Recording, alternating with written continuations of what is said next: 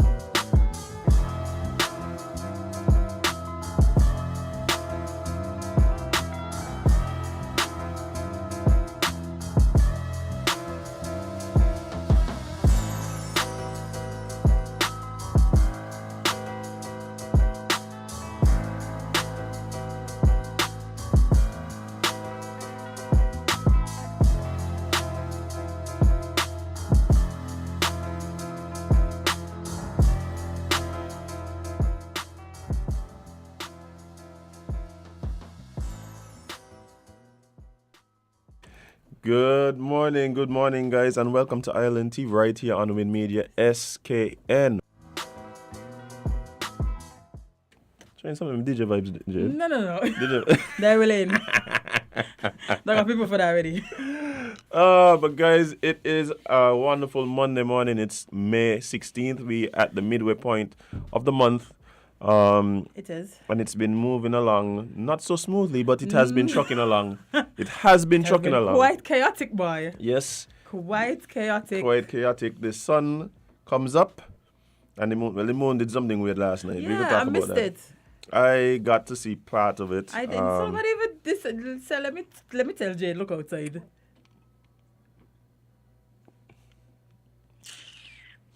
Yeah, I mean, this is the funny thing about it to me. You realize, like, when we were younger, like, when you have these lunar occurrences and, like, these, even the solar occurrences, like, it was just, like, the biggest deal ever in the world. Like, Yeah, but they used to tell us don't go outside and look up and all us outside looking up. well, I mean, the daytime one probably ain't going to be looking at the sun. Well, a lot of us blind probably. But the nighttime ones, people used to be more excited. I remember getting up at like 2 a.m. to go watch like a lunar eclipse before. Like I was younger. And I'm pretty sure it was like a part of a school project or something. Has to be. And no, you're just excited. Like you hear this thing happening. Like no, we don't seem to have the same level of. Well, there was a lot of people posting about it, but they posted about it after. Well, no, they was posting about it, but I saw all the posts after. Well, obviously, you would have been sleeping. You were sleeping? You just didn't remember. I just didn't realize. Wow, Honestly. Jade, I am disappointed. But Me too, guys, me too. I didn't even introduce ourselves. Oh shoot! They're the one we're talking to now. Yeah. Damn, that's So, rude. so you're here with your faves, Azim, and of course my lovely co-host and producer Jade, Gwen Adita, CPL Matter, Stuart Johnson, and we have an interesting show for you guys today because just like St. Kitts, the rest of the world has been busy, and Quite. yeah, there's things happening all across the globe, and we'll touch on a couple of them. We already started talking about the lunar eclipse. And it continues today, right? I don't know, maybe a red moon. Maybe we get a red moon tonight, but I saw something with a. the eclipse can eclipse again. Oh, that's true. Well, it was something I saw. Probably we have a red moon. Who sent it to me? Who sent it to me? Let me see. Ooh, found it. Somebody who should be. Yeah. See something about the moon, and then. Yeah, the different colors of the moon over the next few days. I'm pissed that I missed it. Ain't nothing. I could take a video. Like you could say it's over. Mm, You think it's too late? Look, to me, it seems as though these things happening more often. I don't know what it is. I remember when I was younger, it was like, these things happen once in a lifetime. It's like, but bro, I've seen like 3 lunar eclipses. I've seen like 2 solar eclipses. We've seen plenty, man. I don't know. Yeah, So the we've red seen moon was last night. So what tonight it gonna be? The orange? No, I mean, even kidding. I think I don't know. it might actually be the orange. I don't know, friend. I don't know. Orange moon. I wake up and doing anything about it. Meditating. Probably are delivering a baby. Yeah, just a regular day. Yeah. But yeah, guys, we got a lot to talk about today. How was your weekend? Oh, how was my weekend? You don't even remember?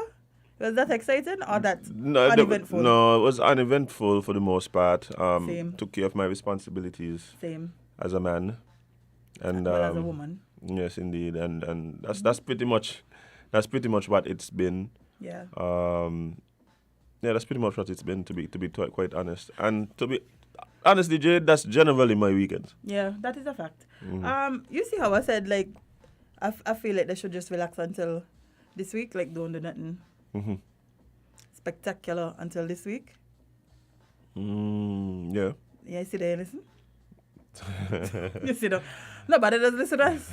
Nobody does listen to us, boy. Specifically, do not do anything that will cause the nation to be in pandemonium until this week. We just wanted a water-free weekend. And you know what happened? What happened? A whole meeting. Jade, where that meeting was? I don't know why. It's not like it wasn't somebody's secret. I didn't Basement. see an announcement. I I didn't see a live. I didn't see nothing. All I got was a hour-long. voice note. Not And only I that, sat and listened to majority. I when it started getting too low for me to really hear what was going Oh, on, not me, I check not out. I couldn't. I was like, Not me. so I use my ears for a living. I can't hear this. Something wrong. The sound man wanted fixing a little bit. You know, the sound man wanted to do a I little bit. mean, the cell phone needed to be closer to the podium. Yeah, that's it. You know what it really was for me too? I couldn't deal with the callous reactions. Bruh. I was just like, that joke Watch was it, really huh? that sweet? That was really that sweet? That sweet are you so much? You know why it was irritating? Because it was knocking out somebody's sound. Like, I couldn't hear exactly. Yeah, because you could tell it was somebody recording on a device that was when in I the was crowd. supposed to sit next to Yeah. the podium. Yeah. Simple. Yeah. What was your takeaways though? As you know, Everybody corrupted. Everybody does watch everybody do things and only vex when these things happen. Because how everybody's saying, well, I know you was doing this long time and I know you was doing this long time and this was happening and this was happening and only know everybody coming out and saying, well, I heard a difference in the rhetoric. maybe because it wasn't like one of them kind of meetings that everybody was supposed to hear. No, but that's where I would expect to hear the more spicy things. Oh, you think it wasn't spicy enough? No, what I'm saying is, I believe that on one side you have an indictment on leadership style of one man. Mm-hmm. On the other side, you have an indictment of the job that was being done by the others. That's what it sounded like to me. I could be wrong. Bruh. You know, making me, I can't, man, if I could say that, boy. I've never heard the PM say, but man, even if that's a cuss word. It's not, the man said, yes. Hey, that's why I had me rolling. The man said, when he hear all of these things, he said, yes. That has become Oh, that has become a phrase seemingly synonymous with petition campaigns. I don't know. Oh, yes. it does seem to make its. Who do you think's like the best? Got to be right now. Come on, Dougie man, the originator. See ya? The Dougie man, that's the originator there. You can't go past the original. Okay, well, Tim is second then. 'Cause Tim, Tim I was think sec- he wasn't expected. So each you kind of different. Bye. Yeah. Trust me, it wasn't. The man said when he hear, what he said. He said. Dougie, mm. What he said that the stuff in cabinet was coming up, and then he realized like some of the ministers had a vested interest in it in a different way. Yeah. The man said, "Me ask." Is that what do you call that? What do you call that type of proceeding when you realize that other people have vested interest in things that they probably shouldn't have interest in? Is that what he was saying, that they shouldn't, or that he was surprised that they had? A surprise? You call that a conflict of interest? Oh well, I see what he said. Me ask. So Not one but two. Yeah, I think that's for kinda me, crazy. what I'm looking at as we move forward, because we squarely in campaign season now, Why? is what is going to be said by all of the parties, including the Labour Party, I think a lot, man. and the general tone. I think that the Labour Party, as they should, will take advantage of the confusion and the team unity Bro, side. the Labour Party is probably in the best position right now, because usually it's opposition against government, Right now it's government against opposition. So opposition just have to sit and listen to what government saying and use it. Well, Government but making opposition job way easier. indeed, it's definitely another bullet in the. I call this a cannon now. Bye. It's another. It's a cannon. No, what things say call? What he name? Who went in against them? Who? Not sorry, actor.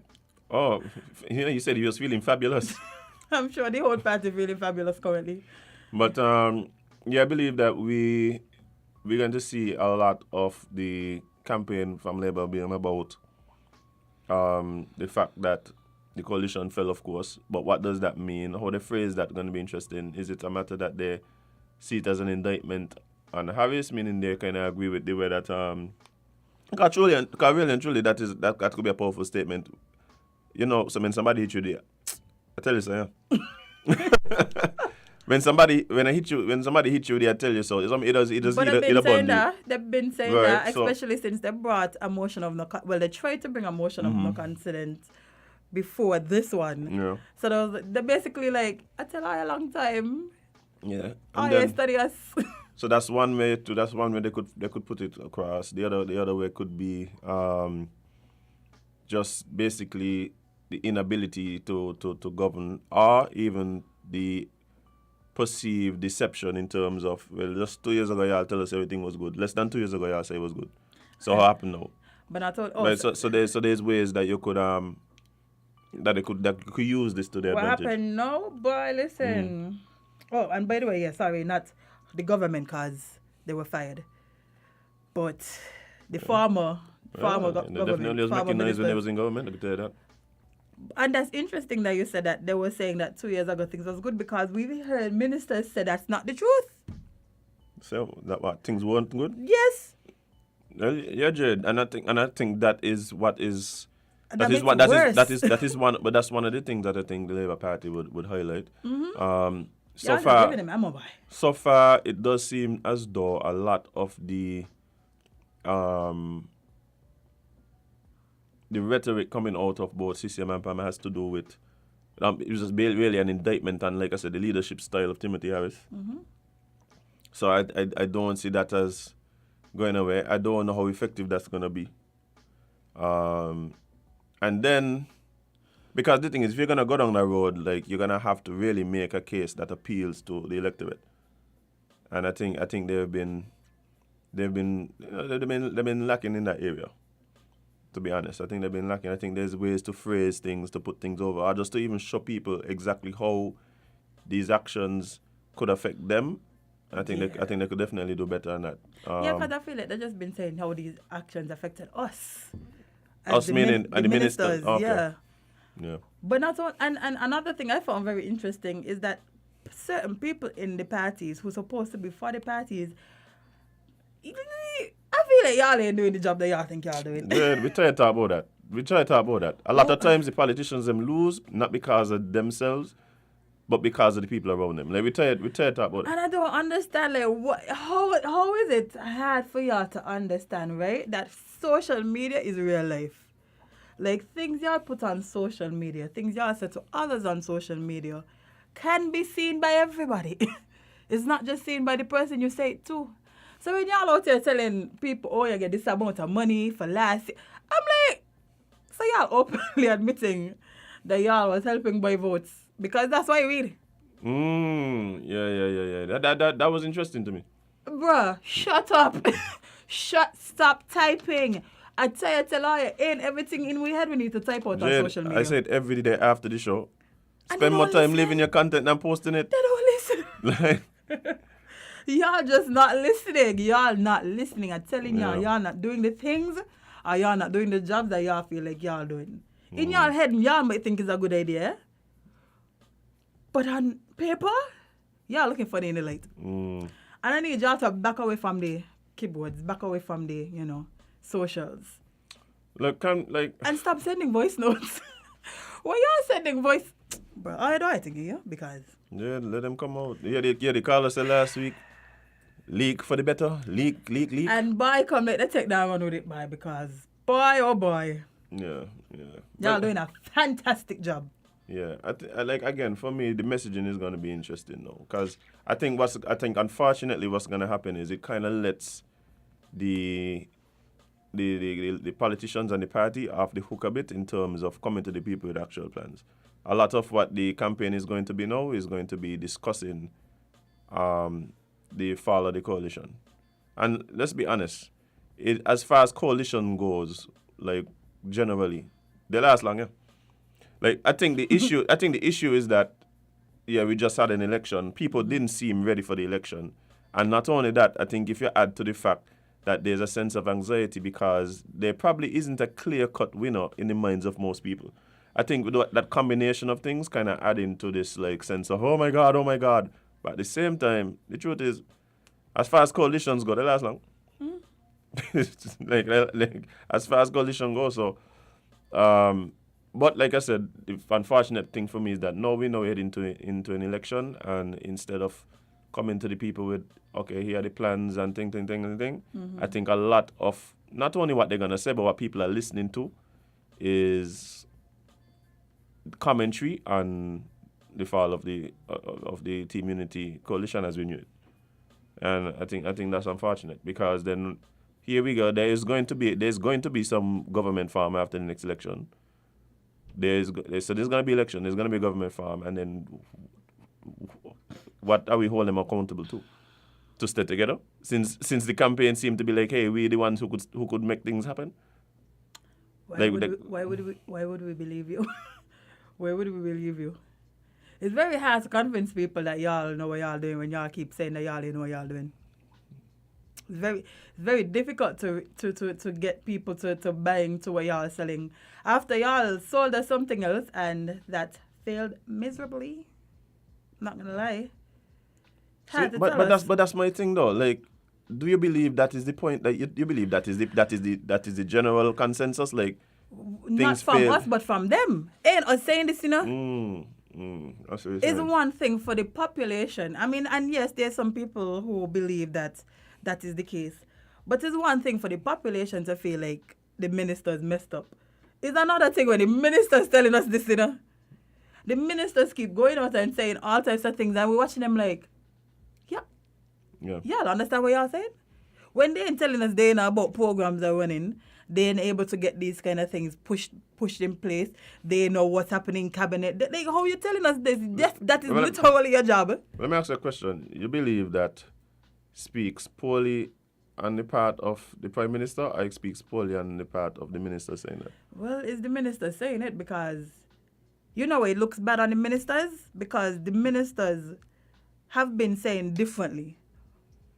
I don't even look at it that way.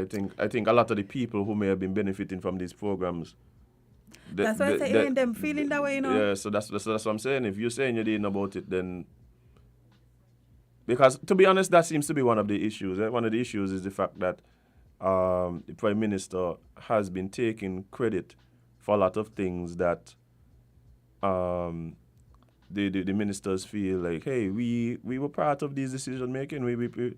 But at the same time, then you're getting on one hand, but we really know much more than now. Exactly. So how do you take credit for something that you say you don't know about? There's ministers that went on platforms and said they don't know about peace program and say, you know. And the thing about it for me, Jade, like That's I think crazy to say. Y'all had a budget. it becomes very difficult in a lot of these cases to fully understand how those things are possible. If you understand how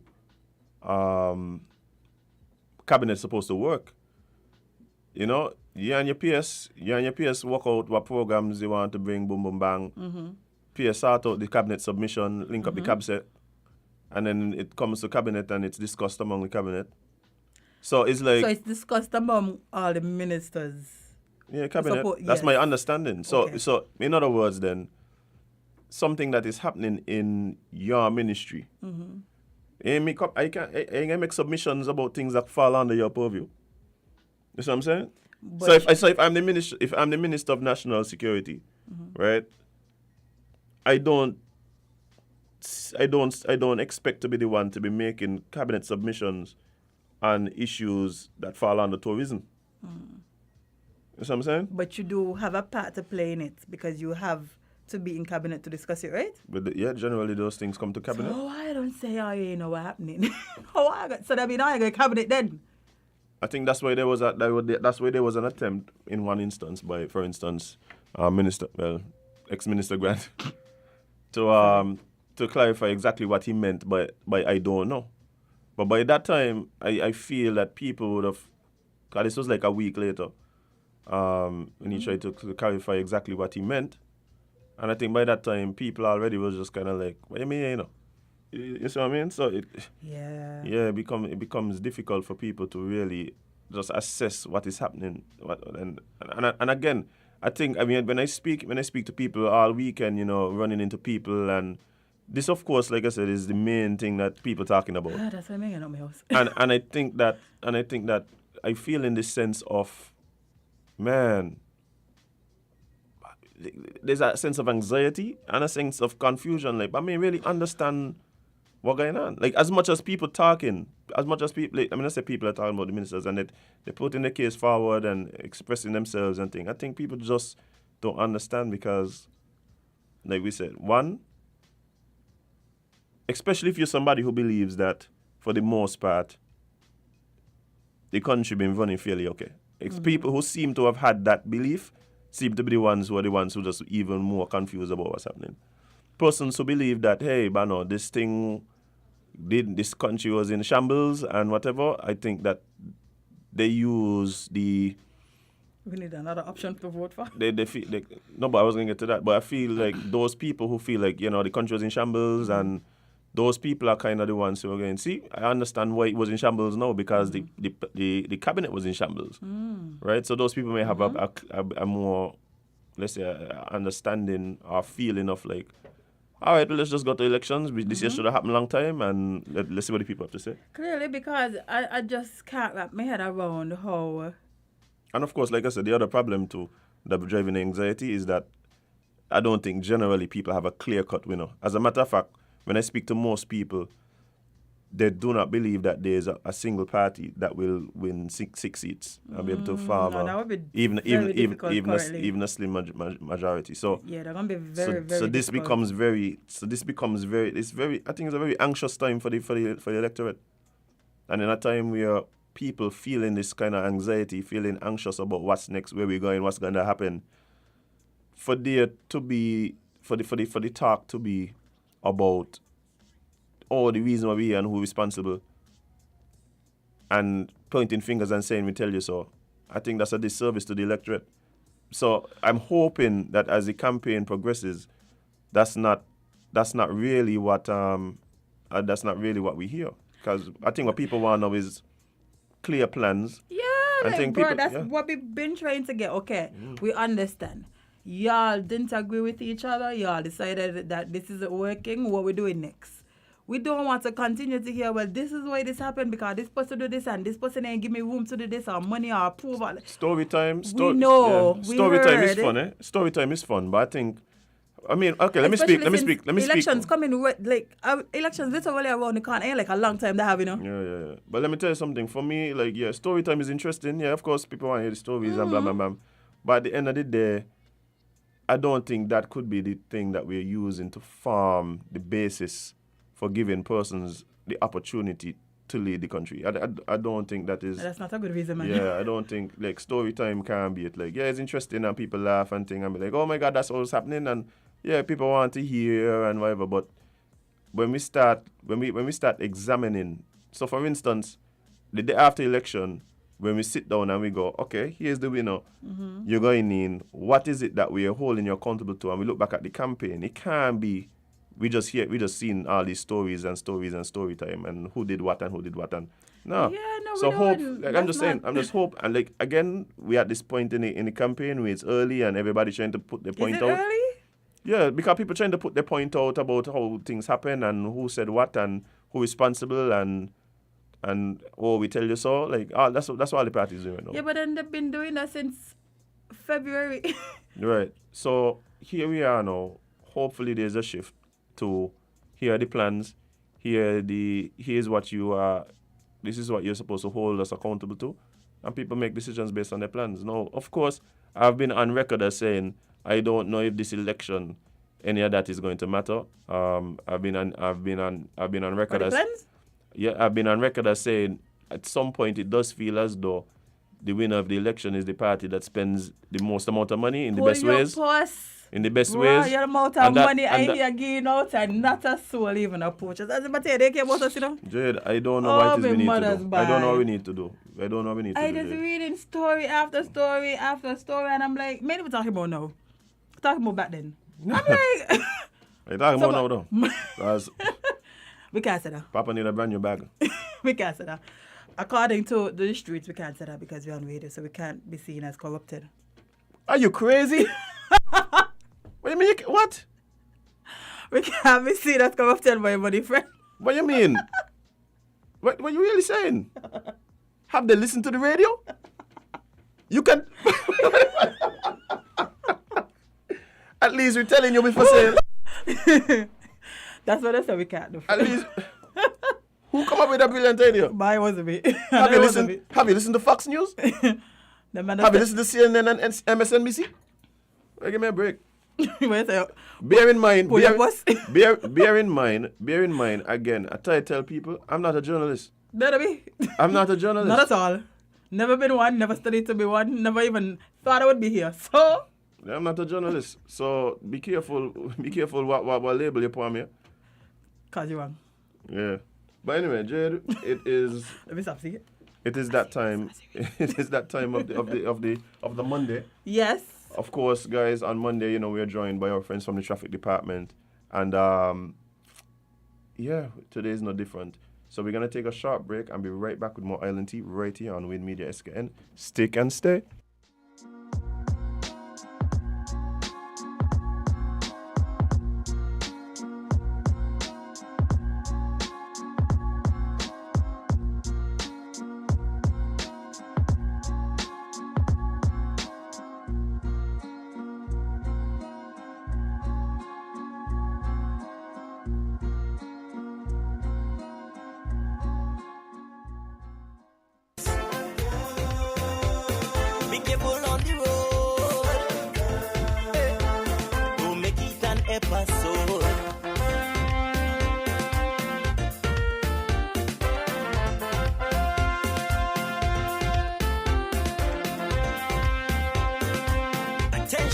Attention all drivers, I'm begging you to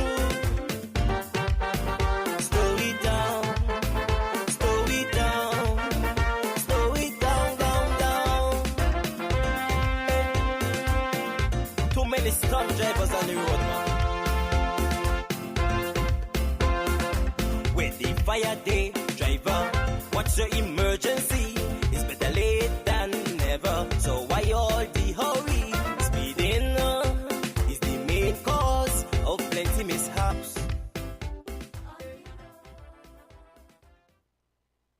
protects your lifestyle with Caribbean Alliance Insurance. Till you walk with a local reputation and service for second to none. Securing you is our mission. People that you can trust, your business, property, we got you covered. Motor or personal, whatever it is, we got you covered. 130 years in this business, we've got you covered. For all your insurance needs, visit or call us at 465-2631 or 469-5303. Delia Walwyn, people you can trust.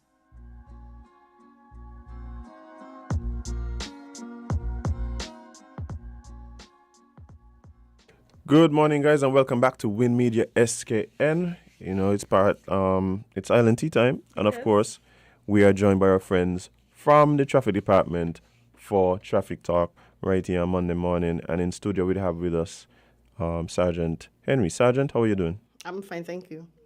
Lovely, lovely. I know you would have probably worked hard yesterday into the evening.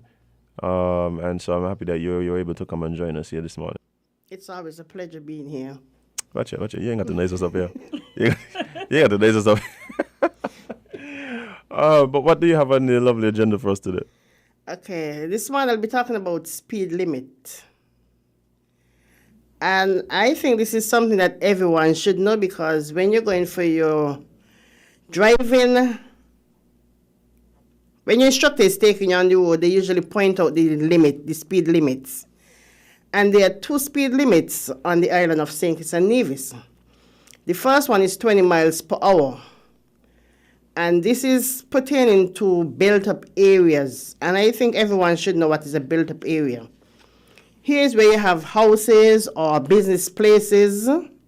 This is a built-up area. And then you have the non-built-up area, which is the rural areas, and that is 40 miles per hour. Anybody traveling over those limits, it's an offense, and that is exceeding the speed limit. And exceeding the speed limit, here is where persons sometimes lost control of the vehicle and likely to get in an accident. Most fatal accidents are caused by persons who are speeding. So when the police officers are on the road to measure the speed that a vehicle is traveling, we have something that is called a radar. And radar means radar detection and ranging. And this will log the speed that a vehicle is traveling. But before we go out and we use this radar, we have to collaborate it. You have a fork where you pong on the ground or something, and then the radar that coming off of that gonna take the radar whether it's working or not. And the law states, no person shall drive a motor vehicle. This is Vehicles and Road Traffic Act, Regulation 39(1). No person shall drive a motor vehicle of such a class or description as is specified in the section 2nd schedule, at a speed greater than a speed therein specified as the maximum speed at which a vehicle of that class or description may be driven on a particular road. And it said, any person who acts in contravention of the provision of subsection commits an offense and shall on summary conviction be liable to a fine not exceeding $2,000. So when you're driving, remember the speed limit for these areas. And if you go over the speed limit, you're likely to be ticketed. And for every 10 minutes over the speed limit is a ticket, and this ticket costs $250.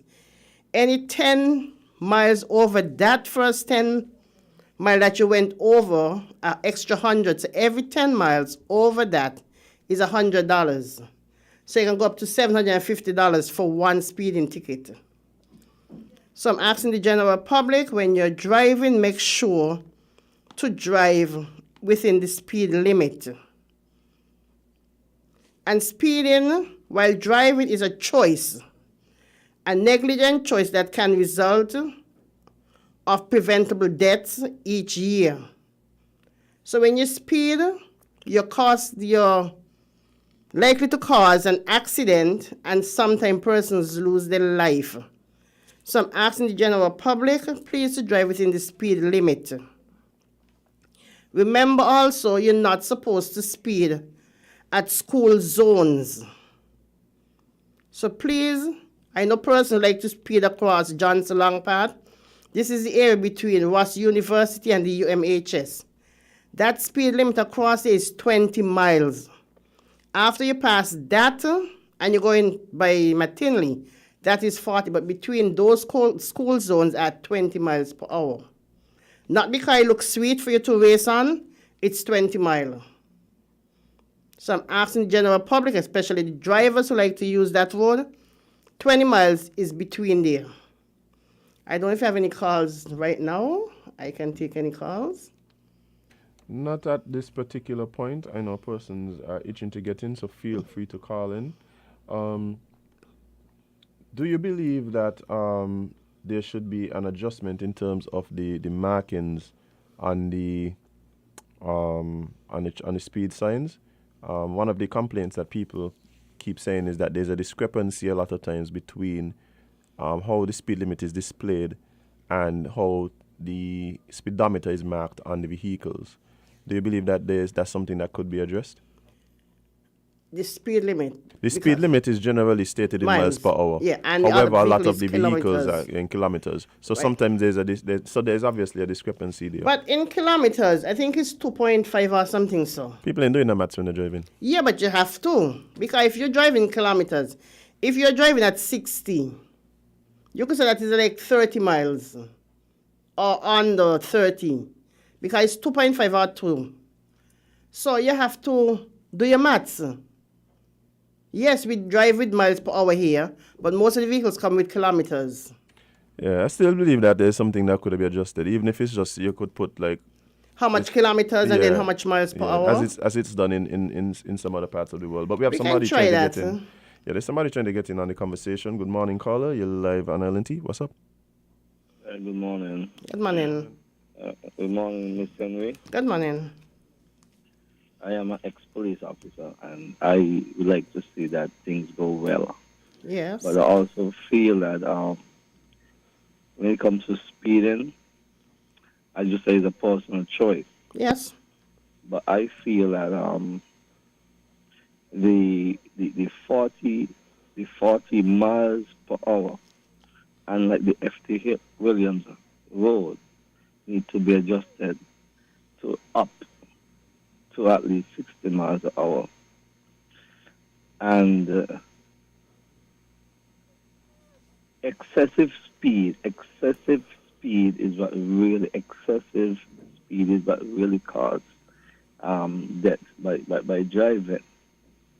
I mean, somebody could go the speed limit up to 60 and it hardly will cause that kind of injury. However, some of these cars are very fast and, they go to excessive speed.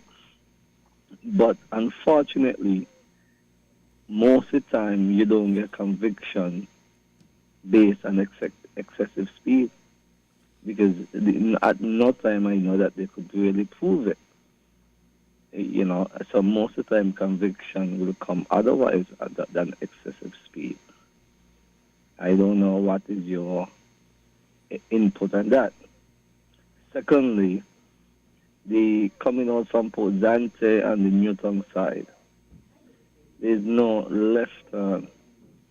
We are driving on the left side of the road, a left turn is automatic. Just as if any place in the world and you're driving the right side, a right turn is automatic. For some reason, the heads decided not to do a left turn there. I think that is something that we could revisit.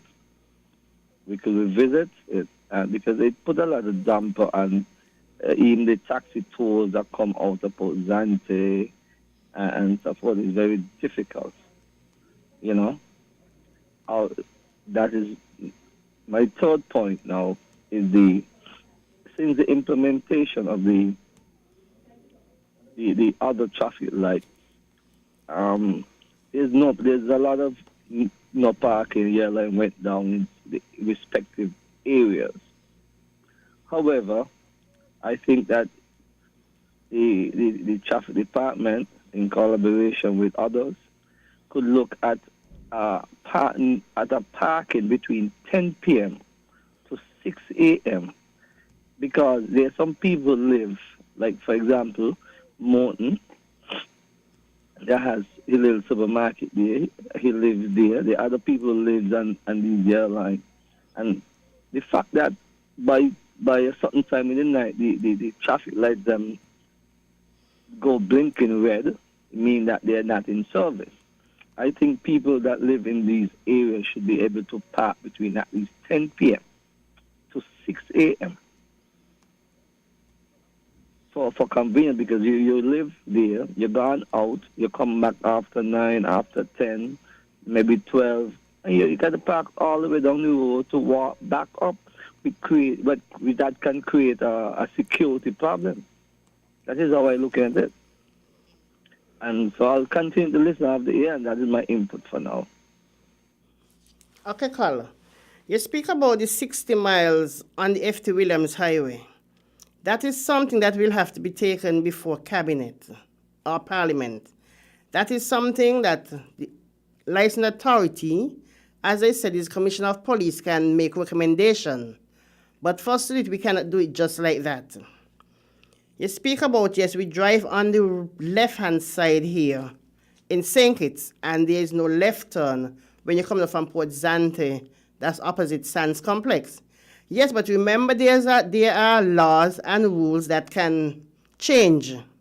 It's something that is put on the book. Yes, right, we drive on the left side, but if they say that to create less traffic on the heart of town or whatever, and they change it to the right, it's no problem because, yes, you drive on the left, but there are things that we can change to make things easier for persons. You speak about the parking for persons who live in the traffic light zone. That's something we can look at, and we can see how we can go about that. Okay, Carla? All right. What would be the response to a comment like, in the attempt to take traffic away from the city center, it seems as though what we are doing is creating congestion in other already congested areas. No, but these areas are not congested because remember most persons don't drive on this area, on the Bay Road, going up. Most persons want to drive that way and go into the heart of Bastille. No, I just mean in terms of, because if you really want to get into town, which is because it's a city center, that's to be expected. Yeah. Then what happens is now you have fewer ways to get into town, which means the ways that you can get into town would experience more traffic. No, because you have a lot of ways you can get into town on this side. Remember, you can go up the small street just here. You can go across and go up on Sandon Road and come across. But it's just one way across here. It's not a lot of road you can take to go in this side. Okay. So it wouldn't congest on this side. Understood. All right. Okay, yes. I also want to let the public know that the area between OTI and Fisherman's Wharf, it's a one-way. Yes, I know we were saying let us cut it off, but it won't have person traveling on both sides. So it's a one-way from from Fisherman's Wharf going up to OTI. Sorry, one way, yes. You only can come from OTI and come around. You cannot come from Fisherman's Wharf and go up. So you're taking the left, come down. So only one set of traffic coming down. Okay. Good morning, caller. You're live on Island T. What's up? That piece of information that was just said, I didn't quite understand it. From the Cenotaph, you can go left and go around Fisherman Wharf, around the turn Fort Thomas up to OTI. No, you cannot. There are two signs here saying no entry. No, I was no way of that. Yes. But you know what? I'm a taxi operator, and that is how our tours are designed, going around that areas and and so forth. That's the next inconvenience that we have to make big adjustments to. Just like coming from out the Port Zante and the Newton side, the tours are designed to go left. And now, when we come in, when we do go and reach back down to the point on the Bay Road, we normally go up on the left side of the Cenotaph. Go around. So there's no consideration. As far as I'm concerned, there was no collaboration and no consideration for these things. And that is something that I don't understand, because most people don't really come from the Fort Armors and come around. Most people go up from the Cenotaph end to Fisherman end and go around. That's how most of the traffic flow. So that is something, again, I think you guys should look at a second time. Secondly, the fact that there's no left turn coming out of Port Zante at the Newton side, it creates more traffic on George Street. And then on George, you have parking on both sides. I have experienced it. There's a lot of problem on George Street now because of the traffic. Because the gentleman just talk about the congestion because you have limited the amount of thing, and it is true, there's congestion.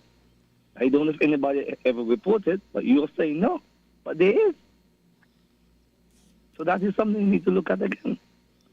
And again, the left turn is natural because people could come from the turn from up the industrial side and come straight down.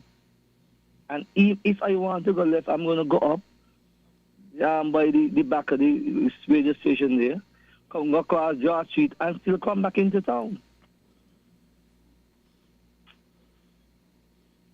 So that is just my small contribution again. The road to go up by the Cenotaph, that's where most, look at it, most tours go up that side.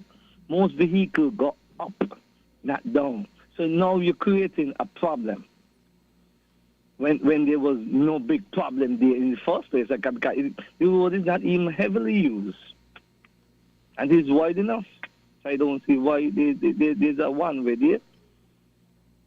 But I don't know. I didn't go to college, so I can't figure out these things. Caller, the road is made a one-way because of the undermining on the southern side of the road. It's not that they just make it a one-way because of that. It's undermining, and most persons, if you travel on that side, it can be hazardous. So they try to move the traffic from that side and put it on the right side, which will be less hazardous for us. So that's the reason we didn't just make it that one way because of that. Because it is undermining, and we did some survey. We went by sea, and we also went by foot. So we know what is happening, why it has been done that way.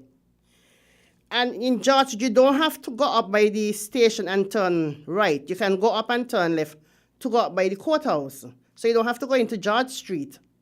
Yes, vehicles park on both sides, but you don't have to go up to George Street.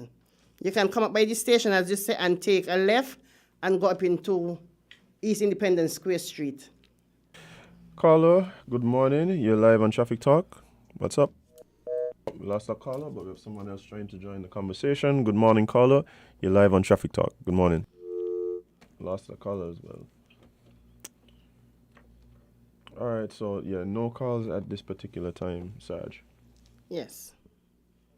I spoke just a bit too soon. Hopefully we get this caller to make their contribution. Good morning, caller. You're live on Traffic Talk. Good morning. Good morning to the officers there. Let me tell you something, officer. Some years ago, I called into traffic, and I said that there's a split in the road when you pass OTI. A split is in the road, in the middle of the road. A split is in the road.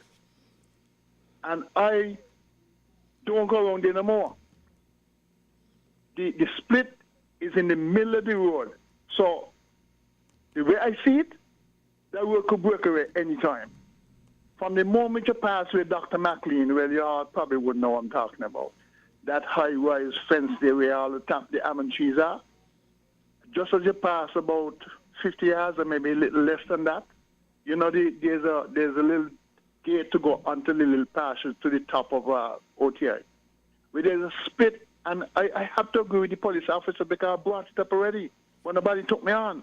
There's a split on the southern side of that road.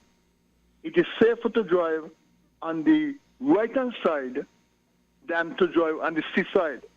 And indeed, I'm happy that you are. Matthew is going to create a problem for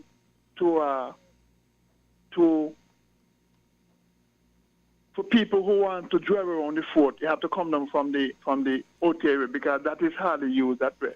But to me, it's a hazard, and I'm kind of glad that I noticed it. Because I have never heard anybody, any one of you, take a drive around there. And as you come down the road there by OTI, going towards the sea, and to swing the sharp corner there, as soon as you drive about 20 yards or maybe a little less than that, there's a split in the middle of the road, gone all the way around, taking the slight call.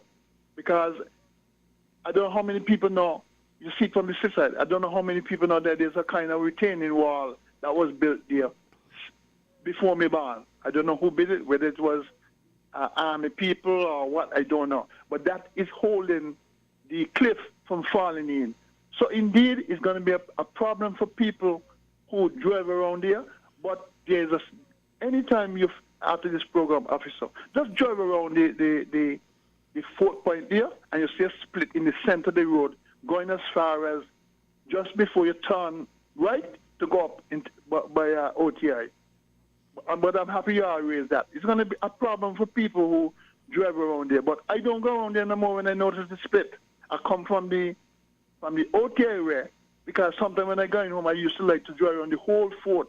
But after noticing that split there some years ago, I decided anyway, at any time that path can give away. So yes, for safety, it's kind of hard for people who driving around there. But it's either you say you make it a one-way. I agree with that. It's going to be a problem for other people. But there's a split. Any one of you there in the program, drive around the fort, and you see a split in the center of the road here. Thank you very much. Thank you, Carlo.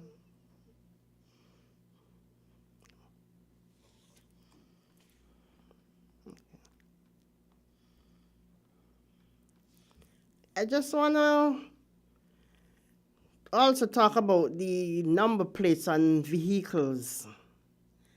The law states that number plate supposed to be black if it's a private vehicle, a black background with white writing. The letters and the numbers supposed to be white. I've seen several vehicles that are turning. I don't know if it's the material that they are using, but remember that the law states that it's black and white, not a dark color. Because if I am driving behind a vehicle, sometimes you can't even recognize the number. So I'm asking persons whose vehicle number plate are changing, please to go back to the black and white because that's an offense and that's a ticketable offense. It's $100, and I think if you just have to buy one plate, it'll be cheaper than paying $100 and then still have to make a plate over. So please check your number plate and please act in accordance with the traffic laws. Do we have someone trying to join the conversation? Good morning, caller. You're live on Traffic Talk. Good morning, my friends and children. Mr. Henry, good morning. Good morning. How are you? Yeah. Yes, I have a gentleman, Mr. Henry, mine. When you go and give it to the PM, don't give it to nobody shove it in Harrison. Because they'll give you all kind of money, and we're talking about the place, here the man said we're splitting. And God forbid somebody going through there and they drop in a hole, and we ain't got no here that goes so the government, all them laws don't got to, whoever take back up the country here, Miss Henry, I'm going to hold the feet to the fire. I say make laws that we could get recompense from it. Right? That anything happen, You know, Miss Henry, you travel on if you just stump your toe in the state and just drop down, go down a little bit on your foot. You just go look for the federal government, you know. People them and talk to them and you 50,000, maybe 100,000, you know. And they need to stop 3,000 of the election now, Miss Henry. You serve up and down a bed, well, please vote to me. I want my brother go back in, but please vote to me. I want my sister go back in. They need to treat her right. Yeah, when these men set up about the new tongue thing again, yes, Miss Henry, nobody said change him. He's supposed to come, but I believe in the day who were changing up them traffic things, supposed to watch it good, that he ain't cause a bumper to bumper thing. And they need to go and fix the fort. Because they gain out all kind of money, you know, I see $1,000 come on my phone yesterday, pity I can't take off that. That one you ain't getting on. And my girlfriend, oh, you ain't getting on. The orange paper, the orange envelope. Okay, all over good. Thank you so much, Carla. Well. So, so in terms of the situation, at the Fort Fort Thomas Lands, area? yeah, is this just a first part in a plan that has already been established? Yes. In terms of remedying the situation. Yes. Okay. We have another caller trying to get in. Good morning, caller. You're live on Traffic Talk. Me again. Law them yellow line, man. To me, that's too long. I don't know if anybody mentioned this. Gone up by the Bay Road there. You have the Archibald of them who live right there. So you're telling me that when they come home, they got to park up to those alleys here and mark it on somebody. I just log on to your people. They got to park up to them alleys to walk all the way down there. I mean, I don't know. I find that the yellow line should not have passed. Even if you had put a yellow line there, they should not have passed where the tire place be. The yellow line isn't gone all down the place, nearly close to Dive Center. You know, you all got to think about people who living in the area, man. I mean, you all should reconsider, man. Because at no time at all when I coming down the Bay Road there, I see a long line going towards the industrial site. The long line is always coming down and not going up. So maybe you all need to shorten the line thereby. The line shouldn't have passed the tire place because you don't have no load of traffic there. I mean, this is just my feeling, eh? I try to avoid town because when I go into town to the business, I park up on your pan site there where I used to live. And I walk into town because I get to see people, I get to dig in where I want to dig in and so forth. I may pay nobody enough $5 to park up nowhere. Think it's small for me. I walk from your pan site to electricity, all around the Bay Road sometimes just for the sake of walking. But Lord man, I find that the yellow line right there by where the Archibald live on the Bay Road is kind of long. And I'm going to push them people who live there to park up in all kind of alleys and so forth. You know, me and nobody. That's just my opinion, officer. I'm not knocking you guys, but that is just my opinion. That them yellow line is too long. Thank you.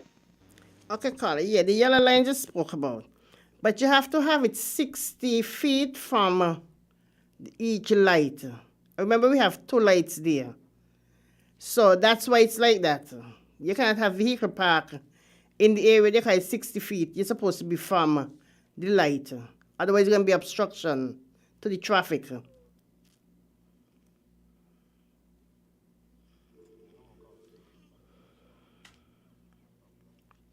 Okay? Remember this morning we were talking about speeding. And so unfortunately, the faster we are moving, the less chance to react to prevent a crash. So remember some people, yeah, the gentleman says sometimes when you're speeding, it's not that you're going to get an accident, but sometimes you cannot control the vehicle if you have to stop sudden. So drive in a manner that you can easily stop if something about to happen. Also, I just want to thank the sponsor, Dilil Walwin, for sponsoring this show this morning. I want to thank all the callers who call in, who give the comment, the suggestion, and the observation of what's been going on. Everything I noted, and we look into most of whatever I couldn't handle this morning, and I'll get back to you with whatever question you pose. I just want to thank everybody for calling this morning, and y'all have a good day and a pleasant week. Be careful on the road.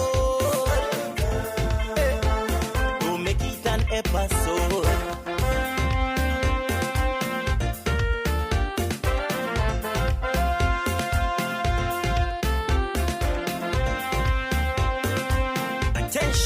Attention all drivers. I'm begging you to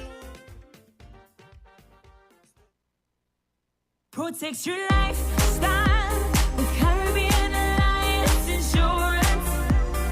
Till you walk with a local reputation and service for second to none.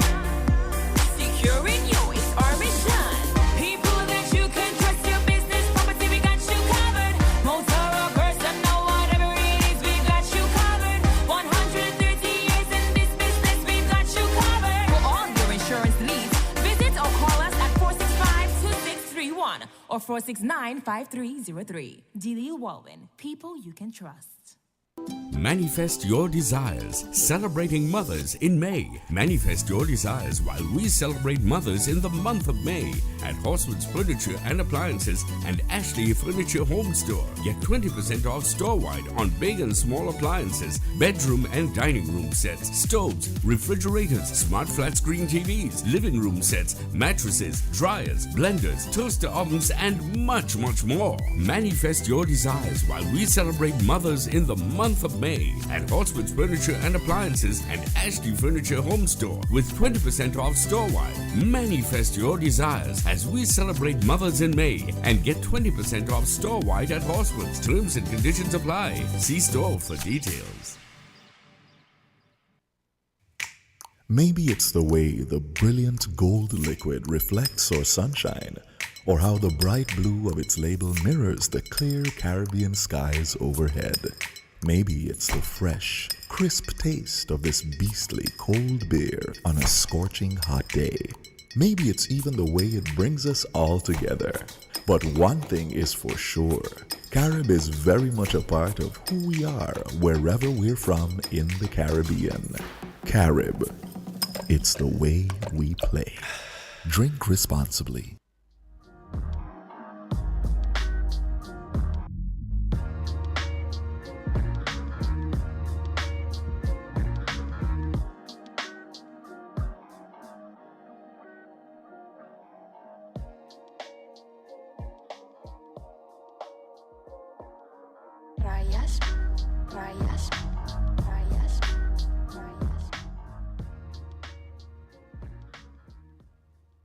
Good morning, guys, and welcome back to Island Tea right here on Win Media SKN.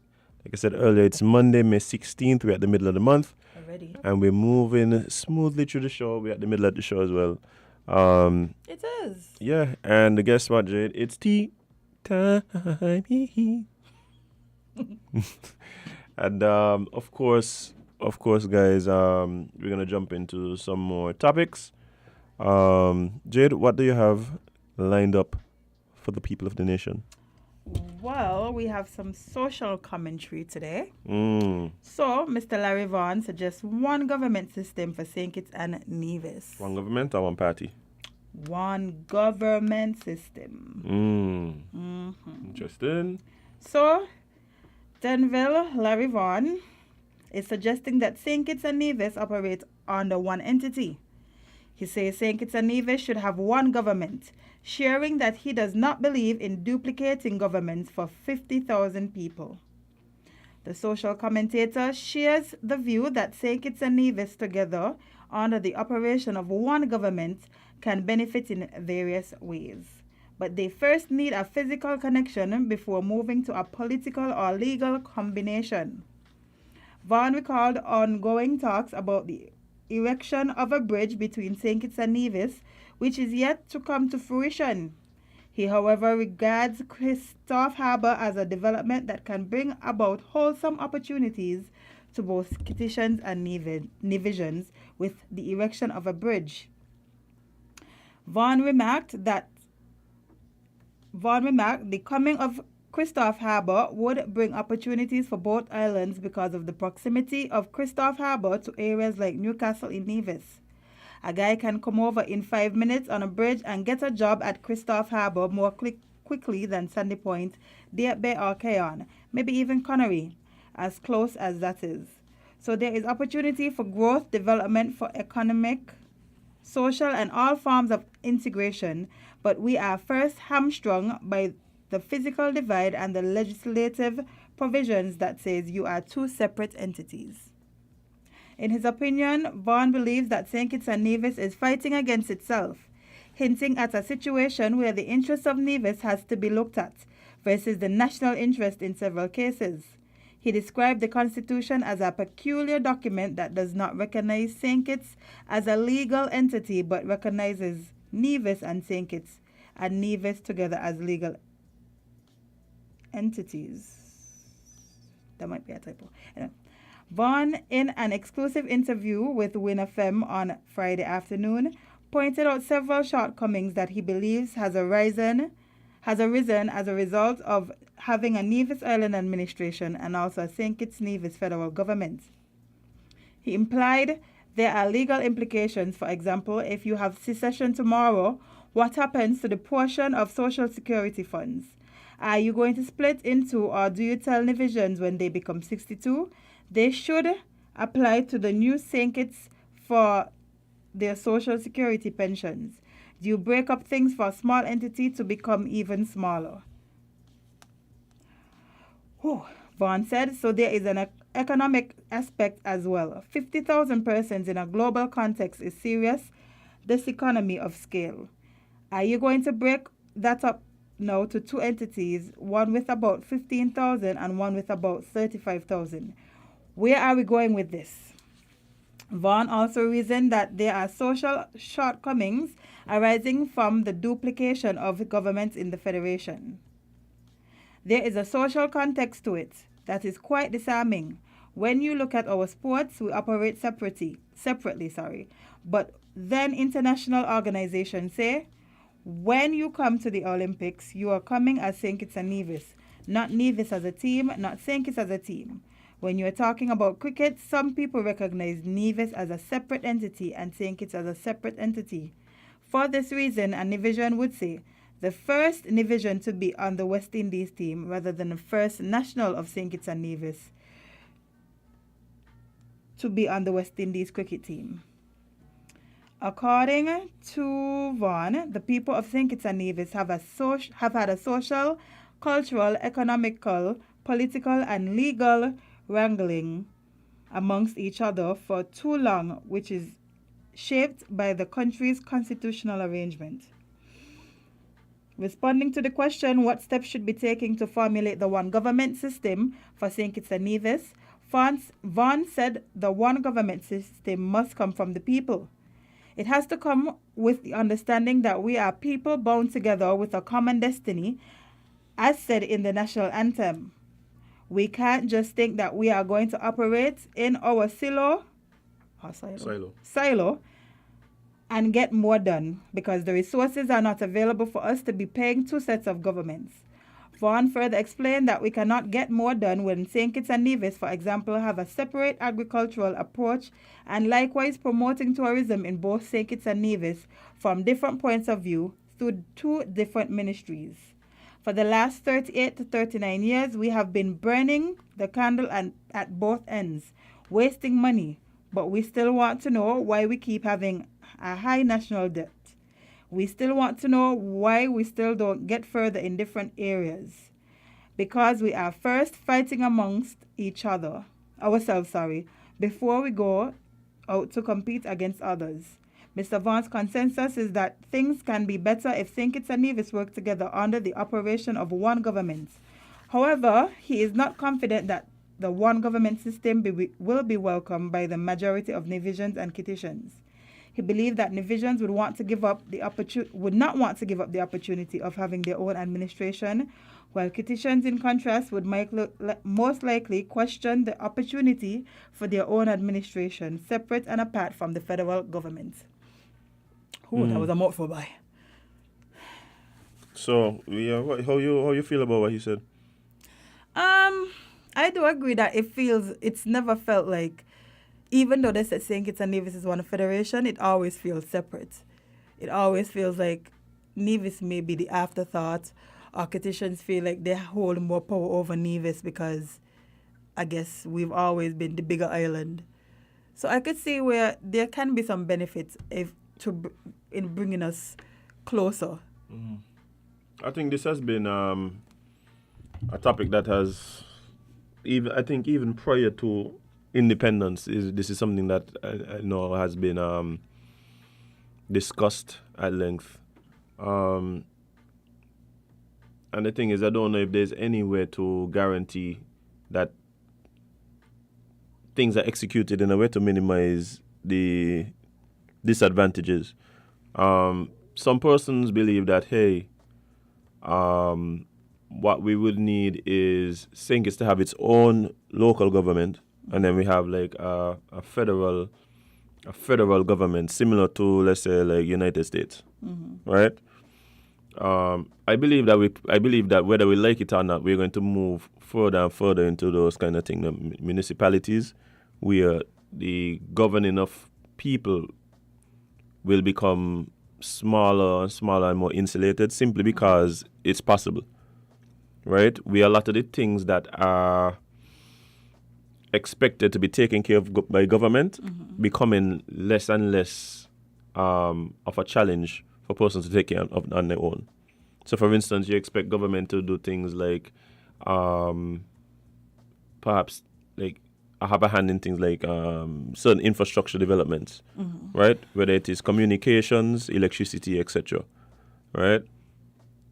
With the advancement of technology, like people figuring out that on their own, right? Like people figuring out that on their own, like it's become less and less expensive and could actually be profitable for persons to go ahead and do that and do that on their own. So I think like we get into a point where I think generally we're gonna see more and more governing change into more municipalities, smaller communities, kind of handling a lot of the administrative point of responsibilities. But the idea that there is redundancy and also just wastage as a result of ministries and responsibilities being doubled up. I think there's also not a clear demarcation of responsibilities across the board, right? So those are the kind of things that could definitely add to wastage and add to like confusion and all them kind of things. So I have been suggesting that the parties run candidates across the waters. You have. That's I think that might go a long way in helping persons to be on similar pages and things like the Labour Party's official name I think is the St. Kitts Nevis Labour Party, but they don't run candidates. They don't run candidates in Nevis. Yeah. So and as far as I can tell, there's nothing stopping that from happening. That's in other words, when the parties come to us with their plans, I think if you have candidates running, you could really give us a more national framework, a more national plan for what would happen if your party is given the chance to lead. So, I mean, that's another thing that I've been looking at as well. But yeah, in terms of is it going to happen, I don't know. And it's kind of the same thing though, because, for instance, look at how CARICOM, the OECS, all these regional entities. The truth is, people don't want to give power. People don't want to give up power. People don't want to give up some kind of level of control. Not at all. I've never seen it. And so I really willingly. Yeah, and those are the same persons who are tasked with making the decision to make the change. So it's very unlikely that the change can happen. Yeah, you're basically asking the people in power to remove themselves. Or take away some of the control and the power that they have. And it gets very tricky at that point. for persons to do that. So the people would have to speak and speak loudly if that is exactly what they True. want.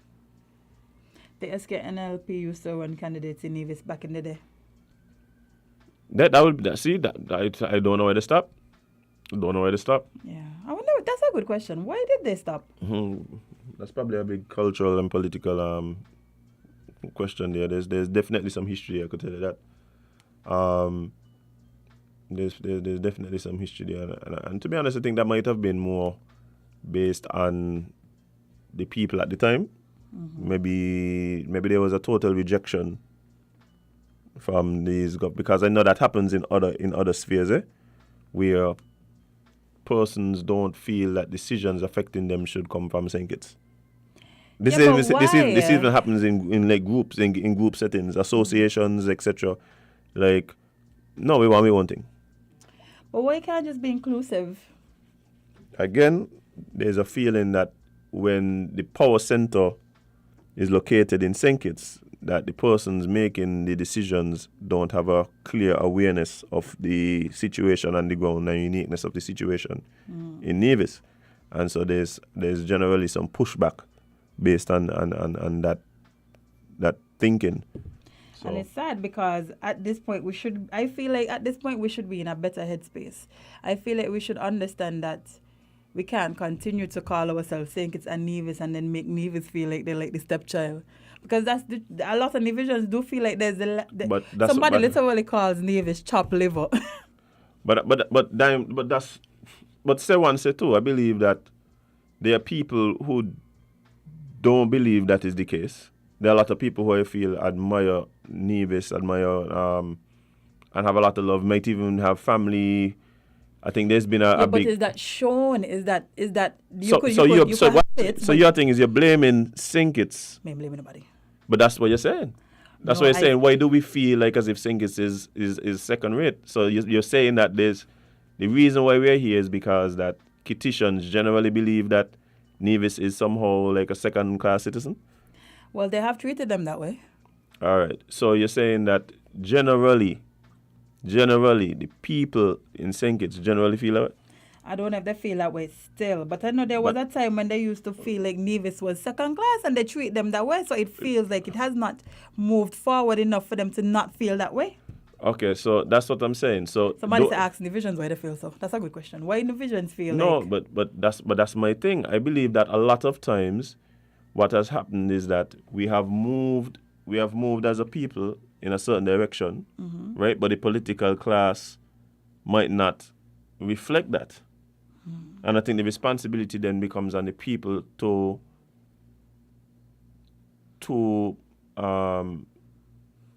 put the pressure on the people who represent them to reflect whatever it is that they are feeling. Now, I personally don't believe that there's people who there's a vast majority of people who somehow like look down on Nevisians. Like I don't think that is generally the case. But I do believe that there are a lot of Nevisians who believe that to be the case. Well, apparently, back then. But we know what back then was. We know we get ambulance from England. We take the all one them send them Nevis, and we know this was happening. What I'm saying is generally, the people believe, like St. Kittitians, Kittitians believe somehow that inherently Nevisians are somehow less than us. I don't know that to be the case. We're gonna have to run a poll on this one. What I am saying though is that I believe that animosity based on things that were perpetrated, particularly by the political class and the persons of Nevis, those feelings run deep and run true. Yes, because that's what somebody was telling me, that one of the reasons that Nevisians feel this way is because of some things our former Prime Minister... Bratch was the Prime Minister, right? Well, Bratch... No, but again, this has been beaten to death. Like, we know of the reasons. Like, all you got to do is go back and listen to anything Simeon Daniel said. Like, the man literally been lining it up, like, from the start. Like, yo, this ain't right. Like, what y'all doing ain't right. Like, don't bother talk about Anguilla. Anguilla hold a whole revolution over this. But yeah, them I say, you know what? I bust enough, because I do it. Right? So, don't bother talk about Anguilla. But what I'm saying I'm actually is, shocked that Nevis didn't do it, but I guess maybe they didn't have the resources to do it. I don't know, but the question has been asked. There's been referendums. So, but what I'm saying is that, do you believe the people, so forget the politicians, Which people, Nevis or St. St. Kitts, do you believe Kittitians generally view Nevisians as somehow second-class citizens, simply based on the fact that they're Nevisian? No, I don't think so, no. Precisely. So if that is not the case, then if Nevisians still feel as though that is how we feel, is it that they're being informed by the actions of the past and not giving credence to the present situation? Or is it just that the political class still treats them as such? I think a lot of this has to do with politics, honestly, because we hear politicians always say, oh, they're not getting the fair share and all of these things. So if you as a politician continuously saying these things, then people gonna be like, okay, so you see St. Kitts still ain't treating us right because we still can't even get a fair share. Not that they don't know what that look like, because if you ask them, they probably don't know. But if politicians continue to talk this, oh, they're not getting this fair share, they're not being treated fairly and stuff like that. Are you suggesting, Jade, that there have been politicians as it relates to the situation between St. Kitts and Nevis, who has politicized on the feelings and emotions of the Nevisian people as it relates to the relationship between St. Kitts and Nevis? Yeah. All right. So that there is a whole different thing, because, see, like, if you're politicizing that, then generally I can't really support that. But that's what others do all the time. Okay. They just do it all the time. They make everything, and I guess that's what helps to fuel their charge or the base, because once you make it seem like I am the best for you, I'm trying to make these decisions based on the fact that you have been disenfranchised for these many years, and I am the best for you now because I could make it better, and I could get y'all the fair share y'all need, I could get y'all the things y'all need, and I could make y'all feel like, you know what, long back then y'all was treated this way, now I could get y'all to be treated the way y'all deserve to be treated. That's a toxic relationship, actually. It's a very toxic relationship. I was waiting for you to come to the realization. That is a very toxic relationship. I was waiting for you to come to the realization. So maybe it's in a toxic relationship with St. Kitts? Jade, I think we've been there, and a lot of times. Yeah. Let me tell you something, right? I've had situations where I have seen and experienced like some of that nationalistic feeling and energy from Nevisians, right? You go to Nevis, and I told you a story already. Like when I was involved in sports, it was like wow. It was wow, like big man in the crowd, like getting on at young kids, first farm, second farm, even primary school, and like literally just like, yeah, ain't like us simply because we come from St. Kitts. Right? And at the same time, I've experienced in a lot of cases more support, more respect in Nevis than I get from, persons in similar positions right in St. Kitts. True. Like that has happened That's a still lot. happening. A lot. Still happening, And at some point now, there have been situations where I have not been afforded the opportunity to do this or do that, or had certain situations snatched away. Some things that I resent and still have feelings about. Simply because, and when I ask, well, why is that? It'll be like, oh, well, you're from St. Kitts. Like, they tell you straight up, like, you're from St. Kitts, and you have no recourse. What do you say to that? So I mean, I don't believe that there's any answer that is like clear cut. Like, is it that the people of Nevis have matured past this? Have the people in St. Kitts matured? I think the answer is somewhere in the middle. I think the answer is somewhere in the middle. There are some situations where we feel like we're together, we feel there's a sense of equality, and then there's some situations where not so much. And at the same time, like you said, I think it tends to benefit the politicians to keep that sense of division, that sense of, bear in mind that we're also in a culture now where it seems as though people have a love affair with being the victim. Like, and so like people and politicians seem to play on that as well. So I don't know if we're anywhere close to somehow rectifying the damage that has been done over the years, but doubt it. Yeah, Doubt it. It tends. Yeah. The thing is, about you, at the end of the day, on a personal level, deal with people with love and respect. Recognize that we are one people, and stop trying to let, like, whether it is politicians or the actions of some random person who you know affect how you treat one another. Yeah, But I've always found it so crazy how growing up it always felt like saying it's against Nevis, and I'm like, Nevis is right there. It is literally, I could see it. It is 7 minutes by boat from the peninsula. So when I go to Nevis, I feel so much love. I love. But have you gotten the opposite though? Hate from Nevis? No. So that's what I'm saying. So I've never ever. So that's what I'm saying. Like that's your experience. Like my experience is different, right? Where I would have gotten both. Yeah. Again, a lot of the times, my biggest supporters and the people who generally give me the most respect from Nevis, like that's kind of a lot of opportunities come out for me through Nevis. But I've also experienced the opposite ways, like I said, opportunities were snatched away. I was put in funny positions, and when asked what the problem is, we just rather get Nevis, man. Like that would be it. That's it. Like really, and you're expected to understand. Hey, no, that's what it is. I don't know, and the thing is, I don't know if we are in a position to at least blatantly say that over here.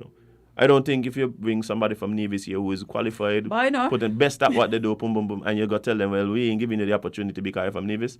I don't think if it has the same, if it brings about the same level of understanding in the individual that you expected to have when if you're on the other foot. Don't think so. Yeah. But I'm tired of talking about politics. What else been happening? What else been happening? You know how long I've been trying to talk about this story? Go ahead. Tell us. Some instant karma, boy. Some instant karma. So, Azim, have you ever been in a situation where you have to bury your ex after you've murdered them, and then you've experienced any type of... You don't go wrong, Jay, no? I could... Just making sure.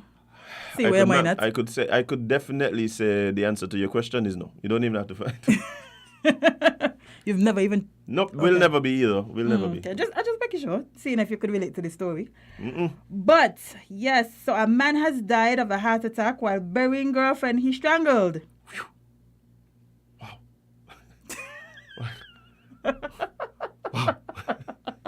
What's him say? Yes. Wow, what? Again, a man died of a heart attack. He died of a heart attack while burying the girlfriend he strangled. Vibes.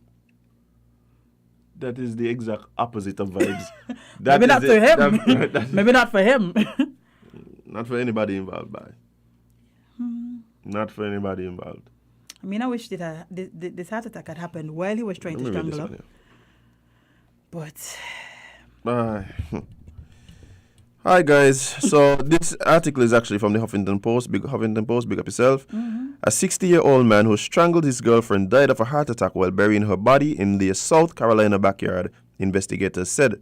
Deputies found Joseph Anthony McKinnon's body Saturday after neighbors called and reported an unconscious man in a yard in Trenton, the Edgefield County Sheriff's Office said in a statement.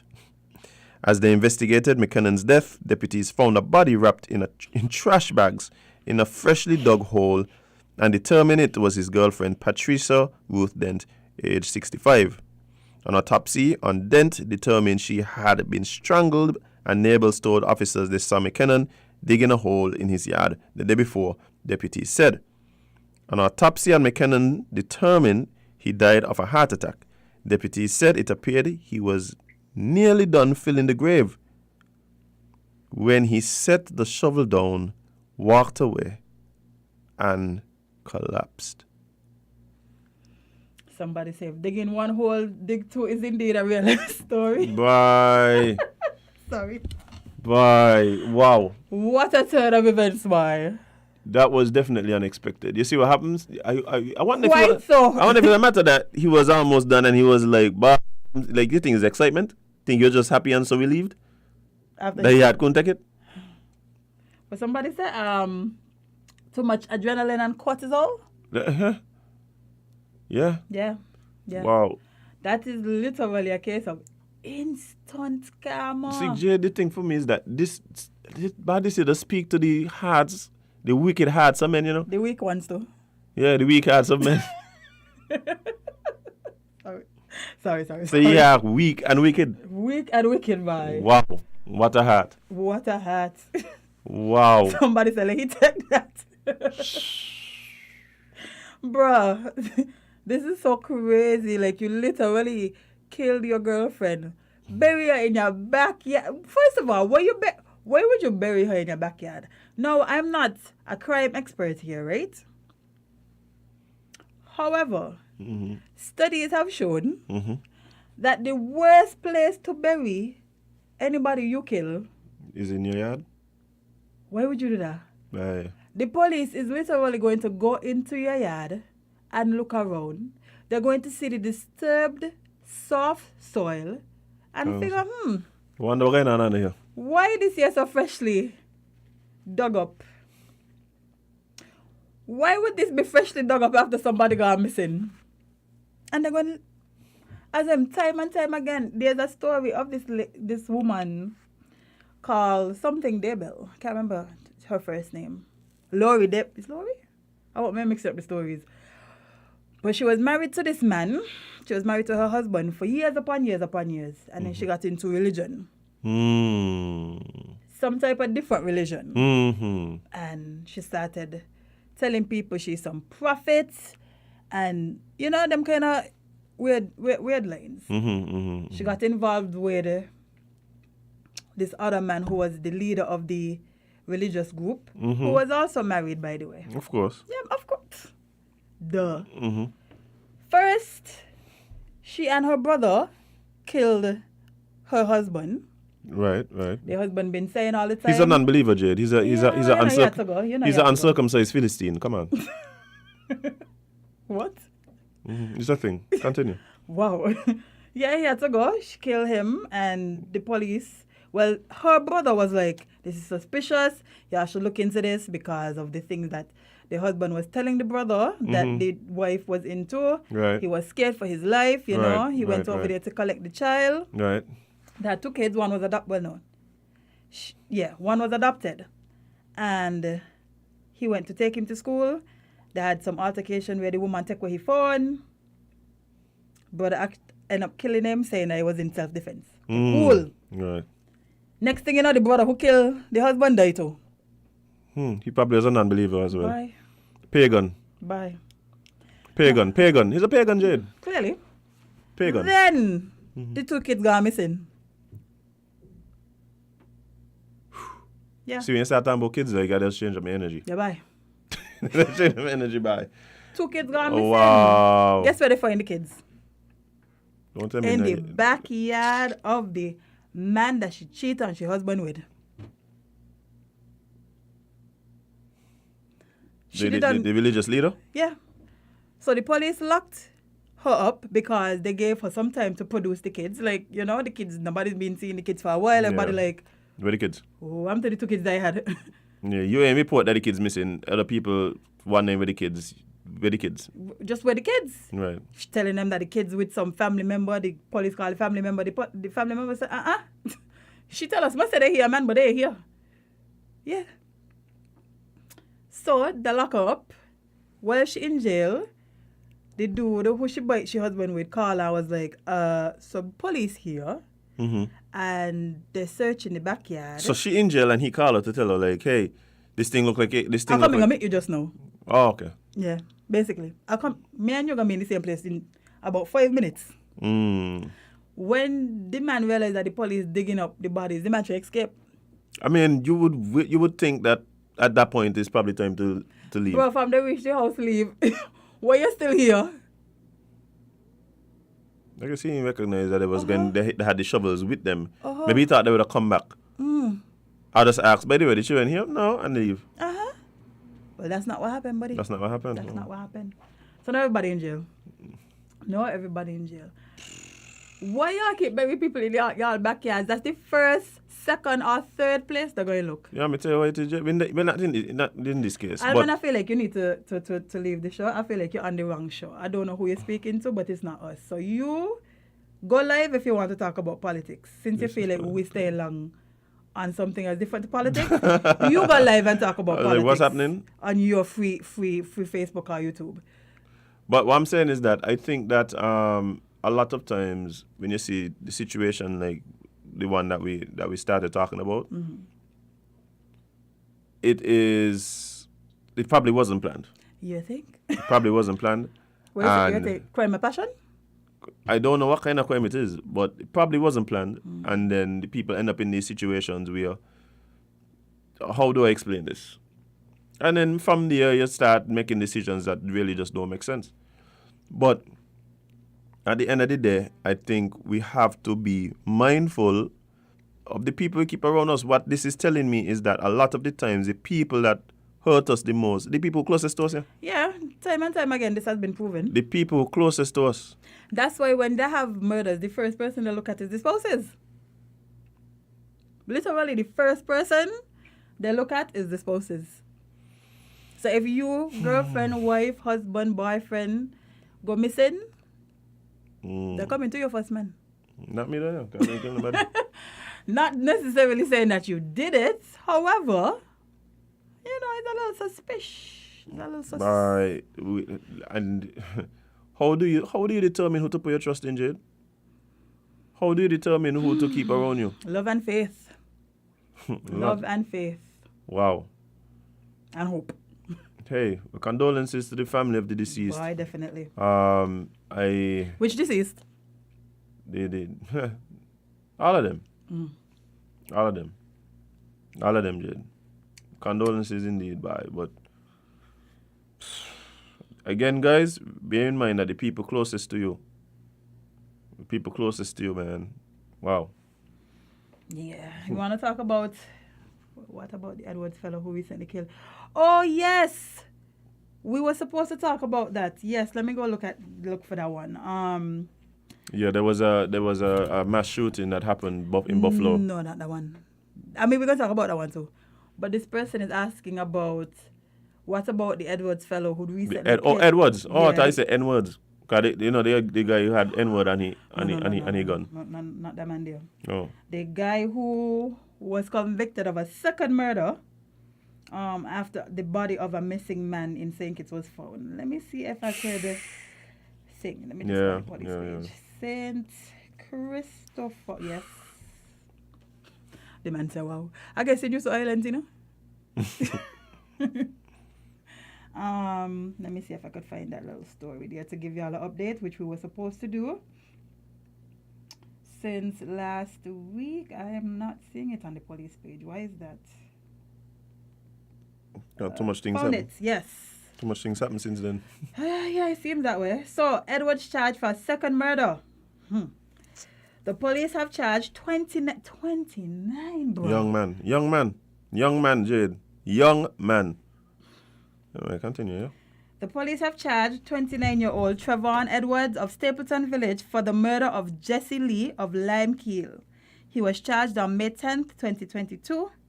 Edwards remains at Her Majesty's prison, where he was remanded for the murder of Arthur Henry of Fountain Estates and the offense of assault with intent to rob. 29. Young man. That's the same thing I asked him if he's a serial killer, because this gave me serial killer vibes. I'm not going to lie. This giving me big serial killer vibes. I think there's a couple of things we got to acknowledge, right? I think generally there's a feeling, whether it is justified or not, that there's a high likelihood of you getting away if you murder somebody in St. Kitts. Whether it's true or not, don't matter. At least people seem to feel that way. And people still messing up to today, so I can't even. and I think those types of impressions does really, and that's why I was telling somebody that right here when we're talking about the need for harsher laws and all of that and blah blah blah. I'm like, what's the conviction rate, by? How many of these things? Well, not the conviction rate, but how many of these unsolved? How many times we don't have persons going to trial for these types of this type of behavior? You know what I mean? It's rough. I mean, again, I tend to be empathetic when we're talking about these situations, just in an attempt to try and understand. One, to ensure that I don't end up in these situations, but also hopefully to bring some light to the situation so that other people don't end back up in these kind of situations. You know, I think we need to start doing. I don't know if we've done it here before, but there are a lot of cases that are very unique to St. Kitts with people who are currently in jail. We need to start interviewing these people. Not we as in me and as in, because no. But we as in somebody who is qualified. Just how they had, there's numerous documentaries on Netflix where they actually sit down with mass murderers or people who do crimes. Jade, let me tell you what it is. What? What it is, the reason why those things don't happen is because we like to separate ourselves from these situations. Obviously, because it is so Somebody said, why are you interviewing? because it is so heinous, right? Hard to believe. It's so heinous and hard to believe that we don't want to believe that we have the ability to ever end up in a similar situations or to behave in similar ways. That's one. And two, we don't want to believe that we in some way might have contributed to the situation or to the actions of these people. So what we do, we write it off as that person crazy, that person wicked, that person this, that. Now recognizing if we were to spend time and have the conversation, it wouldn't be a assumption, right? Yeah, we wouldn't assume. It wouldn't be an assumption. Perhaps yes, this might be something that is off with this person emotionally, mentally, whatever. Mm-hmm. Or perhaps this person is a result of a situation and environment. And if we don't want to have a repeat of these types of activities or actions, then perhaps we need to limit or ensure that these environments don't exist.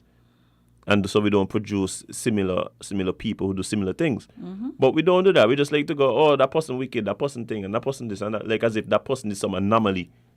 Like just some random anomaly and no one knows what happened. But unfortunately, sometimes we got a hand to play. When I say we are talking about society, whether it is family, whether it is community, whether it is a lot of people, like hurt people. Yep. And a lot of time we're the ones doing the hurting. Forgetting that there's consequences on the other side of hurting. Yeah. So next thing you know, we're creating all kind of serial killers and mass murderers. And this isn't in any way to absolve the people. Oh no, that was a wrong man. Wrong man. This is in no way to absolve the person and put them in a position where they don't have to pay the consequence for the action. This is just about literally seeking to understand what were the contributing factors to this particular situation that nobody wants a repeat of. Yeah, and when you look at those things, you figure out, or you then have a sense of what to look for in others. Because if we don't know what contributes to one's person behavior, we tend to repeat history here a lot. Yeah. We tend to repeat history here a lot. Look at what contributes to this person becoming the way that they are. Then when you recognize it in others, when you recognize it in students or people on the road or just people close to you, then you know what to look for, because But Jade, if you don't know what to look for, how are you going to know how to prevent it? You know what has upset me too? The fact that a lot of people just claim to have known all the time, you know. Long time, you know. Long time, you know, your head ain't good, you know. By long time, I see how he does behave, you know. I don't think it's going to happen. But I don't say he's a bad seed, you know. Say if you did that and you did So see. if you did see, they need to lock you up too. Because you're that accessory. They need to lock you up too. Like how you just watching these people behave this way and you ain't feeling like maybe something wrong here. Maybe we should figure out how to get this person the help they need before they do something that can change the course of their life or my life. We just got this way of constantly like removing ourselves from tough situations. Like we do it as a society, and unfortunately that does very little to create a situation where these things don't happen again. Like it don't help nobody. It really don't help nobody. The person gone in prison and paying the cost, if we're lucky, paying the cost for the actions. Hopefully families and things have some sense of justice being served, as much as that can't bring back the loved one. Mm-hmm. But at the same time, I keep telling people this, and people don't like it when I tell them that. I say, if that person right there is a human being, Mm-hmm. and we see what the capabilities of that human being, please don't feel as though you are somehow automatically incapable of becoming that, or had situations been different, would have been capable of doing the same. And if you recognize that, Jade, Mm-hmm. then you recognize we have a responsibility as a society to ensure that the people who have not yet ended up there don't end up there. Please. Please. So, But yeah. Speaking of terrible people, let's run through this one quickly.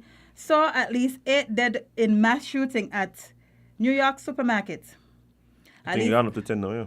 For sure? Damn. Yeah, continue. At least 8 people have been killed in a shooting at a supermarket in Buffalo, New York. Law enforcement officials tell the Associated Press. Buffalo police said earlier Saturday afternoon that an alleged. You know where you're going with this story, so just continue. Shooter was in custody. The 2 officials were not permitted to speak publicly on the matter and did so on the condition of anonymity. Sorry. That's how you pronounce it? Yeah. Anonymity. Yeah. Okay. It's unclear how many persons have been shot. The suspect was not identified. The story will be updated. Well, let me give you the update. You don't identify, you know? Identified. It's not alleged. He literally did it live. Yeah, he was live. Live. Yeah, this story was a very early story. This one was early. There have definitely been updates to it. Yeah, he was live on Twitch. I think he was live on Twitch. I think it's Twitch, yeah. So this 18-year-old white man, because I don't know why they're calling him a white child, a 18-year-old white man went to a grocery store with the intention of slaughtering black people. He put the N-word on his gun at the front. He published a white supremacist manifesto. Yeah, man, all them things, man. Sorry. Oh, apparently it's 10 now. Sorry. The last update I saw was 8. 10. And on top of that, out of the 11 people he shot at, 10 of them was black. Yeah, one was white. He realized when he reached to them and he apologized. So yeah, was like, my bad. This was definitely race fueled. This was definitely fueled by race. Now, Jade, we just had a conversation. Mm-hmm. We just had a conversation about how we believe that it would be best to examine the minds of persons that do heinous crimes and so. The issue I have is that in cases like this, I see him as though the only ones we're able to talk to is the white ones. Jade, when I listen to the report, not the report, not the report from like the news agency, I listened to the press conference by some of the law enforcement officials in Buffalo, right? And they said they got there and was able to convince the man To put down his gun. They convinced nobody to do nothing. The man just see a bunch of white police and he said, oh, okay, time up. Family. Me want laugh. I know you just said family. I know you just said that. I know you just said But no, Jay, this is the thing what happened. You have little boys were playing in the park with a stick. a stick. Police just roll up. Oh, sorry. Me and boy, I take it. But they have people with cell phones. Police shooting them up and be like, me and boy, sorry, I take it for a gun. This man done kill Live. 10. Hey, like, they didn't know that's what he do, you know. They see it on a live stream as him. The man killed 10 Jade. They come in and was able to convince him to put down his gun. Convince him, my... We're able to convince him by this. Literally, we've seen them can't even take into custody unarmed black people. They can't get it though. This man got a full AR. The man got military rifles with the N-word on it. Not even one taser. Not even a taser was used, you know. Not even a taser as him. And I want to watch me in my face and tell The me. man got time to ask partner, hey, boss man, you kill enough? You done? If you're You done, ready to go? if you're done, put on the gun. Let me. You want some McDonald's, by the way? I mean, we're swinging past anyway. Remember when Yeah. The man's hungry. Let's swing by McDonald's. What if- this man just slaughter a church filled with people and they carry McDonald's? Tell us what's wrong with America, you know? Jade, they had one incident, right? Where this person went around killing Asian Americans, right? Mm-hmm. People of Asian descent. It take them like a month or so to just walk out. But let me put something in place to deal specifically with this. Imagine that. Let me see what's gonna happen now. I'm gonna give you all a hint. Absolutely nothing. Absolutely nothing. And when we start talking about recognizing signs, when you have people publishing white extremist manifestos, and then they go out and commit white extremist acts, nobody seems to be surprised. But at the same time, it's like, hey, why wasn't this something that was addressed? Why wasn't this person? Bro, people saw the manifesto before he did it. That's what I'm saying, Jay. Hey, like he do it in the same time. Hey, like he was shooting people, stop pressing, and then went back to shoot people, you know. He published this before he carried out his act. The man went live. The man tell them he gonna do it. The man tell them he gonna do it as them. And I was like, well, you know, maybe he playing. Man, leave where he from, drive 3 hours gone up there. With a AR, with the N-word on it. And y'all gonna tell me y'all out there trying to pacify this. Oh, maybe he had mental health issues. You don't know the full story, you know. But that's the thing. That's the other thing that was going to get to me, by when they start coming with the mental health, that is What? hate. This is hatred. Hatred of the highest degree. Let's take one call before we move on, Jay. Good morning, caller. You're live on LNT. What's up? Yeah, good morning, man. How you guys doing? We're doing good. Doing good. Okay, I know time is running out, but that Larry Vaughn commentary, right? Yo, you need to bring that back on another show and have discussions on that, because right now it's an opportune time for both of the islands to be talking about all the stuff that he put out in that commentary. You know, yeah, I mean, there's a lot of stuff going on right now between the two islands, and from the Nevis side, you know, I mean, like you said, you know, we have to find a way to stamp out the disadvantages. But as we can see where St. Kitts and Nevis is at right now, that guy put up that commentary at the right time, because these are the stuff that need to be discussed between both of the islands. Like everyone knows, these are the issues that's really facing the two islands. That's why the team unity construct, you know, seems to fall apart right now. It's a lot of issues that need to be talked about between the two islands. And I feel like you should try to bring this back so we can get some discussion from your callers. But on a different note, I want to put a congratulations out to my daughter. She just graduated Saturday from Delaware State University, Tanaya Smith. That's in the state of Delaware. Her major was psychology, and I want to put out some congratulations also to my son, Burl Jones Jr., for Nurses Day. This is a young man that has migrated to the United States and was recognized here nationally in his schoolwork by the President of the United States. And he has been living with sickle cell anemia. Why I wanted to try to big him up. He is a nurse, and I just wanted to put out that to him for Nurses Day last week. I didn't get on the radio to say that to him, but I want to put that out there to him. So he has graduated from the Winston-Salem State University with a bachelor's degree in health sciences, and he's an RN nurse in the state of North Carolina. And also, again, I want to big up my daughter for graduating from Delaware State University Saturday in the major of psychology. That's Tanaya Smith from New Jersey. All right, thank you very much, man. All right, appreciate it, man, and congratulations. Congratulations to them. Yeah, good for sure. things, boy. Doing good things. Yeah. Jade, well, It's time to go. it's time to go. Gotta leave. Yes, We gotta go. We gotta listen back. Indeed. One thing I want to leave y'all with a little message here. It's been on my spirit.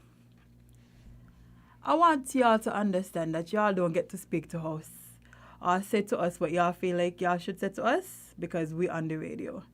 And feel like we're not going to reply because we're also on the radio. So take that thought you're there. Speak to people how you want people to speak to you. Deal with people. That's the end of the show, no? That's where that's at the end of the show. Deal with people with grace and kindness and understand that the energy that you put out will be reciprocated. Indeed. Carry on, friend. Jade, you want to tell them what we have coming up on Win FM for the rest of the Well, day? you know, the usual Voices is coming up today. It is Monday. And then a bunch of music for you in the afternoon. Nothing but good vibes and entertainment. So after all of this political... Ray. Yes, really. that we bring to you in the morning. Just chill out and mellow out with us in the afternoon with DJ Flames and all of the good music that Win FM has to offer. And we will be back tomorrow. Indeed. Well, guys, it's been an amazing show. Thanks to the traffic department, specifically Sergeant Henry, for coming through and hanging out with us. All you guys who called in, all you guys who have been, typing and chatting on the live.